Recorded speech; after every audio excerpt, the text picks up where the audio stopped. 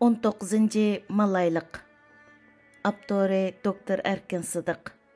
Aldığı ötüş üçün başqalarını birinci orunğa qoyun. Yazğıcı Eugene Habecker mındaq degen. Haqiqiy lider başqalar üçün xizmat qılıdı, yani xalq üçün xizmat qılıdı. Xalqның ən yaxşı mənfəət üçün xizmat qılıdı.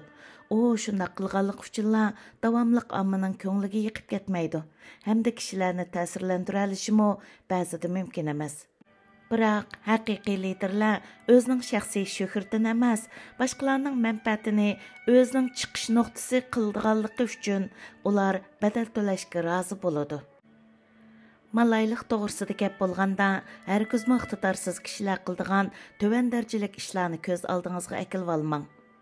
Agar shunday qilsangiz, malaylik to'g'risida xato tushunchaga ega bo'lib qolasiz. Malaylik xizmat o'rni yoki iqtidor to'g'risidagi hukm emas, u pozitsiya to'g'risidagi hukm.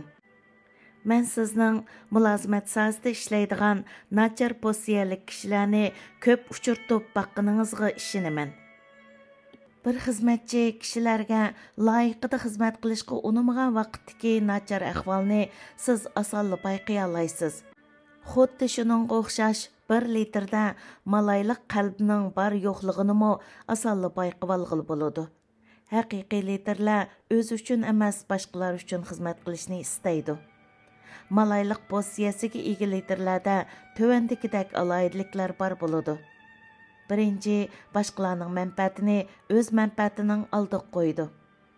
Malaylik qalbining birinchi ifodasi boshqalarni o'zining oldiga qo'yishdan iborat. Bu o'zining xususiy istaklarini bir yoqqa qayirib qo'yish bilanmi o'xshash bo'lib, malaylik qalbiga ega bo'lish deganimiz maqsadli holda ommaning ehtiyojidan xabardor bo'lish, ularga yordam qilishga tayyor turish hamda ularning talablarini muhim ishlar qatorida qabul qila oladigan bo'lish qatorliq ishlarni o'z ichiga oladi. Ikkinchi, o'ziga ishonadi. Malaylikni ishga oshirishdagi eng halqiliq omil o'zida bexatarlik ishonchisi bor bo'lish.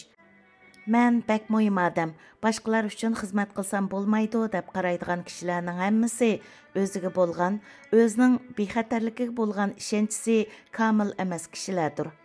Bir odamning boshqalarga qanday muomala qiladiganligi uning o'ziga qanday qaraydiganligini aks ettirib berdi.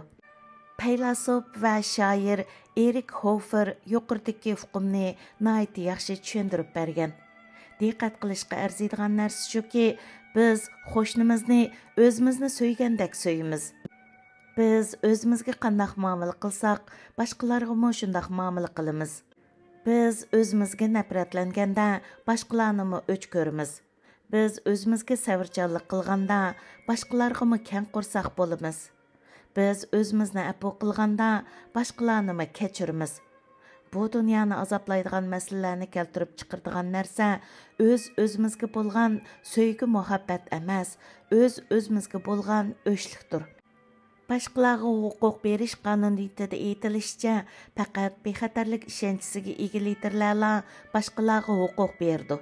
Xuddi shuningga o'xshash, faqat bexatarlik ishonchisiga ega liderlar malaylikni namoyon qila oladi. Üçüncü, başqalarga xizmat qilishni o'zi boshlab berdi. Agar majburlandikan, har qanday odam boshqalar uchun xizmat qiladi. Hamda ba'zilar biror krizis bo'lganda boshqalar uchun xizmat qiladi. Biroq ulug' doilar ehtiyojni o'zi bayqaydi, fursatni o'zi ching tutadi, hamda qilgan yaxshilikni qaytarib olishni ozroqmi o'ylab qo'ymay turib, boshqalar uchun xizmat qiladi. To'rtinchi, o'z huquqiga ancha parvo qilib ketmaydi. Malaylik qalbiga ega yoki xizmatchi liderlar xizmat yoki huquq darajasiga unchavala parvo qilib ketmaydi. Liderlik o'rni ularning o'z mas'uliyatiga bo'lgan sezgurligini texim oshirdi. Ilova. Bizning idorada bir to'p odamlar birga ishlagan vaqtimizda kimning boshliq, kimning odatli xodim ekanligini asosan asdan chiqarib qo'yamiz. Kishilarning xizmat o'rni yoki huquq darajasini asosan sezmaymiz.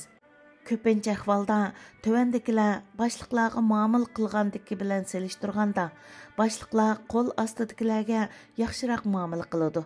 Xizmatchilar boshliqqa xushomat qiladigan ishlarni hargiz ko'rgili bo'lmaydi.